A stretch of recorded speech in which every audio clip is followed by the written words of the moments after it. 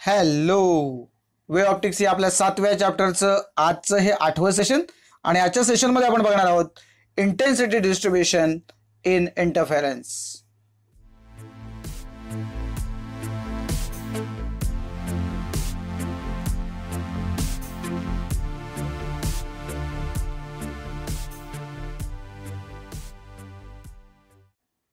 मागच्या सेशनमध्ये आपण बघितलं होतं बघा की ज्या वेळेला आपण ब्राईट फ्रिंजचा जर सेंटर बघितला तर तिथे जे आपल्याला इंटरफेरन्स जो मिळणार आहे तो काय असणार आहे, कन्स्ट्रक्टिव्ह इंटरफेरन्स असणार आहे. सो आपल्याला ब्राईट फ्रिंज किंवा ब्राईट बँड किंवा ब्राईट रिजन आपल्याला मिळतो.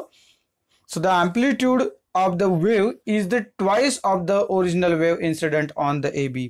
कारण या दोन वेव्हचं कॉम्बिनेशन जे आहे या कॉम्बिनेशननी आपल्याला मिळणार आहे हे कन्स्ट्रक्टिव्ह इंटरफेरन्स आणि त्या केसमध्ये आपल्याला जी अँप्लिट्यूड मिळणार आहे रिझल्टंट वेव्हची ती काय असणार आहे, तर ओरिजिनल वेव्हची जी अँप्लिट्यूड आहे त्याच्या डबल असणार आहे. असं का होतं, तर आपण त्यांची बेरीज घेतो अँप्लिट्यूडची आणि जर दोघांची पण अँप्लिट्यूड जर सारखी असेल तर काय होईल, ए प्लस ए म्हणजे 2a होईल.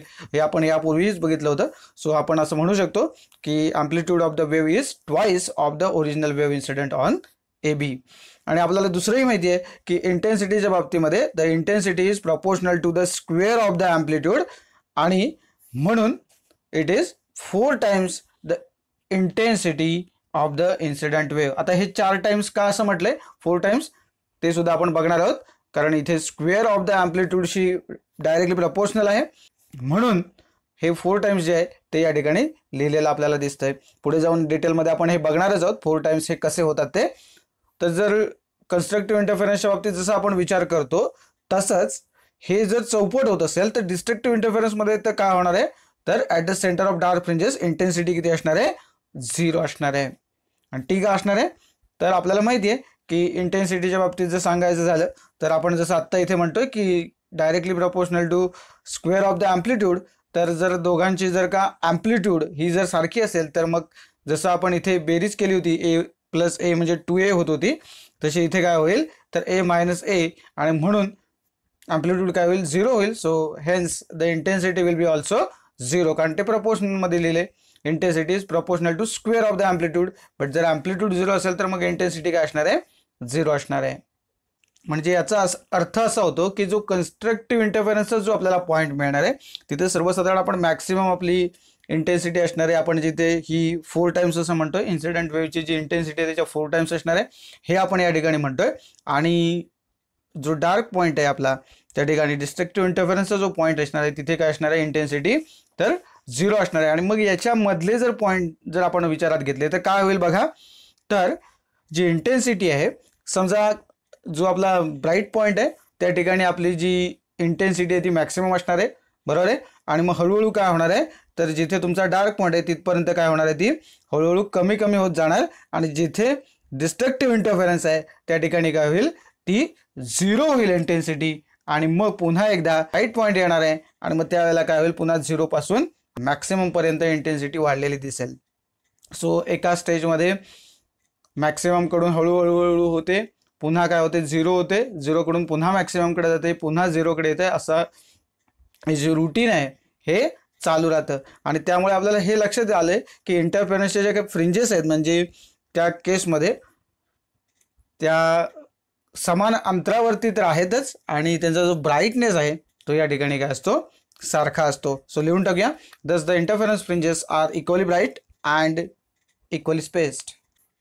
म्हणजेच इंटरफेरन्स पॅटर्न जो आपल्याला मिळतोय किंवा इंटरफेरन्स फ्रिंजेस जे आपल्याला मिळत आहेत त्या काय आहेत, इक्वली ब्राईट आहेत आणि इक्वली स्पेस्ड आहेत. म्हणजे समान अंतरावरती तुम्हाला इंटरफेरन्सचे सगळे जे स्पॉट जे आहेत ते मिळणार आहेत. म्हणजे जर 2 ब्राईट बँडमधलं अंतर किंवा ब्राईट स्पॉट्समधलं जर अंतर तुम्ही बघितलं तर ते सारखं असेल किंवा 2 डार्क पॉईंट्स किंवा 2 डार्क रिजन्समधलं जर अंतर तुम्ही बघितलं तर ते सुद्धा सारखंच असणार आहे. ओके.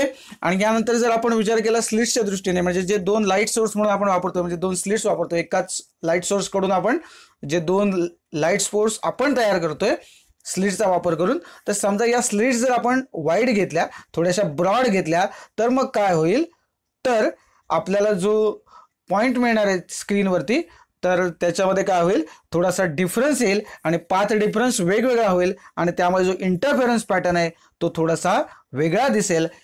वेगळा होईल आणि जी क्लॅरिटी आपल्याला हवी असते, म्हणजे जो एक प्रकारचा फोकस आपल्याला मिळणं अपेक्षित असतं ते मिळत नाही. यांनी ते असं म्हटलंय, intensity pattern changes resulting in a blurred interference. So blurring he image आता आपल्याला माहित झाली, आपण फोटो कॅप्चर करतोय तिथे आपल्याला ब्लर इमेज म्हणजे काय ते कळते, म्हणजे असं धुसर असा आपल्याला तो पॅटर्न मिळतो. जी क्लॅरिटी आपल्याला मिळायला पाहिजे ती मिळत नाही आणि विथ द पुअर कॉन्ट्रास्ट असं म्हटलंय. सो जिथे डार्क रिजन येईल तो सुद्धा कम्प्लिटली डार्क आहे असं आपल्याला दिसत नाही. सो अशा पद्धतीचा पॅटर्न आपल्याला मिळेल जर आपण ज्या स्लिट्स आहेत त्या वाईड स्लिट्स ठेवल्या तर. याला मग आपल्याला जर का क्लिअर आणि शार्प इंटरफेरन्स पॅटर्न किंवा फोकस्ड इंटरफेरन्स पॅटर्न जर तुम्हाला प्रत्यक्ष बघायचं असेल तर मग काय करावं लागेल, तर ज्या स्लिट्स आहेत या थोड्याशा, आता इथे आपण वाईड स्लिट्स असं म्हटलंय तर त्या वाईड नसताना त्या आपल्याला नॅरो स्लिट्स घ्याव्या लागतील आणि जर ते लाईट सोर्सेस आपले नॅरो झाले तर मग आपल्याला जो इंटरफेरन्स पॅटर्न मिळणार आहे तो काय असेल तर व्यवस्थित क्लिअर असेल, फोकस्ड असेल आणि जो काही आपल्याला इंटरफेरन्स मिळेल हा शार्प इंटरफेरन्स मिळेल. जो ब्लड इथे आपण म्हणतो या केसमध्ये तो तसा मिळणार नाही, आपल्याला काय मिळेल शार्प इंटरफेरन्स पॅटर्न मिळेल आणि कॉन्ट्रास्ट जो आहे तो सुद्धा व्यवस्थित असेल, जेणेकरून आपल्याला काय होईल डिफरन्शिएट इझिली करता येईल. जो कॉन्ट्रास्टचा पार्ट आहे तो म्हणजेच डार्क रिजनचा जो पार्ट आहे तो एक्झॅक्टली डार्क असेल हे आपल्याला दिसेल. आता या ज्या सगळ्या केसेस आहेत की शार्प इंटरफेरन्स पॅटर्नसाठी आपल्याला कुठल्या कुठल्या कंडिशन्स घ्याव्या लागणार आहेत किंवा बघाव्या लागतील किंवा त्या असल्या पाहिजेत त्याचा अभ्यास करणार आपण पुढच्या सेशनमध्ये. आणि त्यामुळे आत्ता फक्त काय बघणार आहोत आपण तर इंटेन्सिटीचं जे कॅल्क्युलेशन आहे ते आपण कसं करायचं त्याच्यावरती एक नजर टाकणार आहोत. बघा इथे काय लिहिलंय, we can calculate the intensity at point P on the screen where the phase difference between the two waves is phi as follows. So दोन वेव्स मधला जर का फेज डिफरन्स फाय असेल तर आपण कॅल्क्युलेट करणार आहोत इंटेन्सिटी ॲट पॉईंट पी. आणि मग त्याच्यासाठी काय करावं लागेल तर आपल्याला इक्वेशन्स लिहावी लागतील. So we can write the equations of two waves coming from S1 and S2 at the point of P on the screen as.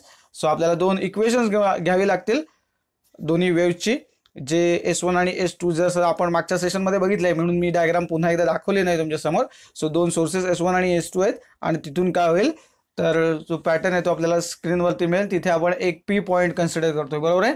तर त्यावेळेला दोन इक्वेशन्स कशी लिहू शकता तर दोन्ही इक्वेशन सारखीच आहेत, फक्त आपण इथे काय म्हटलं तर फेज डिफरन्स किती असणार आहे फायचा असणार आहे. म्हणून जी E1 वेव्ह आहे E1 is equal to E0 sine omega t असं पहिल्यासाठी आपण इक्वेशन लिहू शकतो आणि E2 साठी कसं लिहू शकतो तर फेज डिफरन्स किती आहे तर फायचा आहे. So E2 is equal to E0 sine फक्त ओमेगा टीच्या ऐवजी ओमेगा टी प्लस फाय असं झालं. ओके.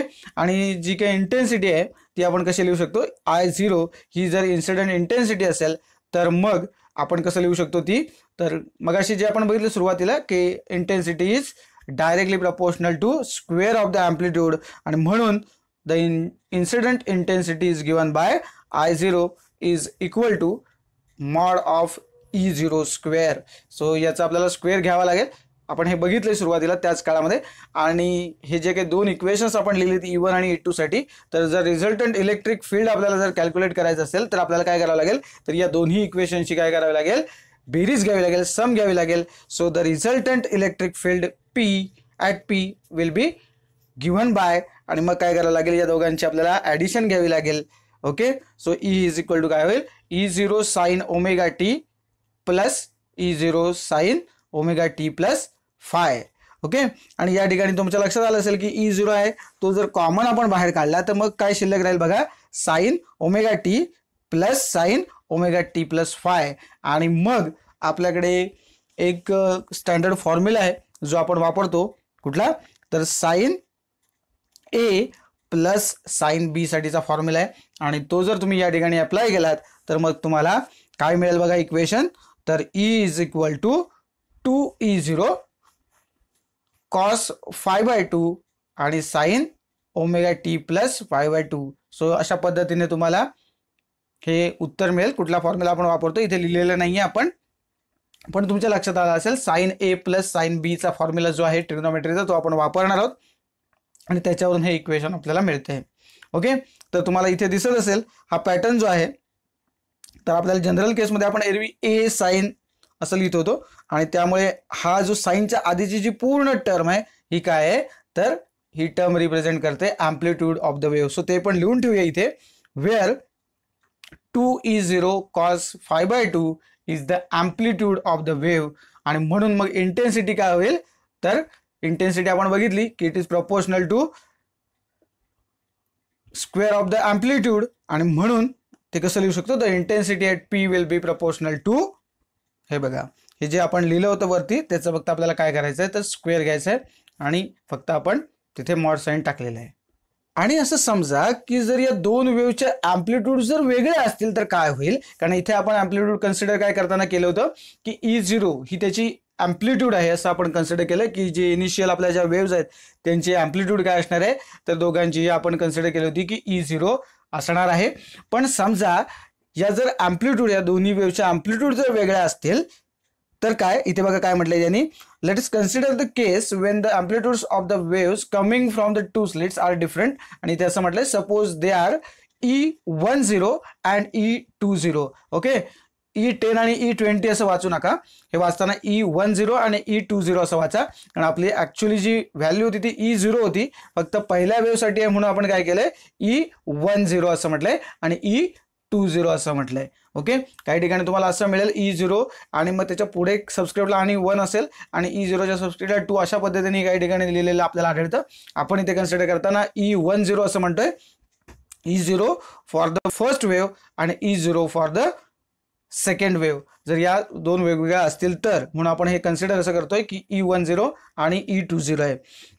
सो या केसमध्ये काय होईल, जर इंटेन्सिटी जर आपण ब्राईट बँडची कन्सिडर करायला गेलो किंवा अगदी डार्क बँडची करायला गेलो तर काय होईल, वेगळी असणार आहे. कारण आतापर्यंत जे आपण डिस्कशन करत होतो त्याच्यामध्ये ज्या आपल्या अँप्लिट्यूड आहेत त्या सारख्या असतील असं आपण कन्सिडर करून त्या इक्वेशन बद्दल बोलत होतो.